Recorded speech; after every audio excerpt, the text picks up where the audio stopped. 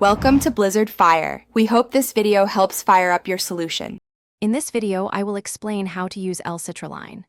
This amino acid, naturally present in foods such as watermelon, plays a vital role in your body. Once ingested, L-Citrulline efficiently converts into L-arginine, which then stimulates the production of nitric oxide.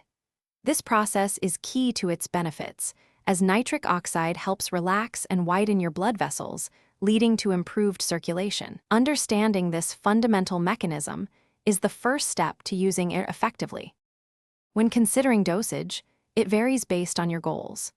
For enhancing exercise performance, a common recommendation is to take 6 to 8 grams of citrulline malate approximately 1 hour before your workout.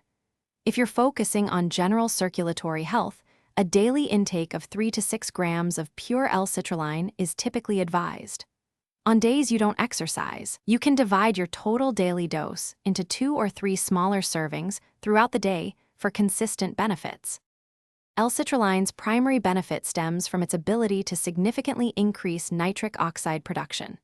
This leads to better blood flow, ensuring your muscles receive more oxygen and vital nutrients during physical activity. For athletes, this means improved exercise performance, especially in strength training, and a noticeable reduction in muscle fatigue. It also aids in clearing waste products, which can lessen post-workout soreness, helping you recover more quickly. Before incorporating L-citrulline into your routine, it's crucial to consider a few points.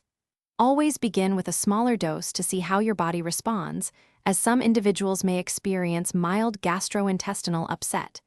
It is highly recommended to speak with a healthcare provider, particularly if you have existing low blood pressure or are on any medications.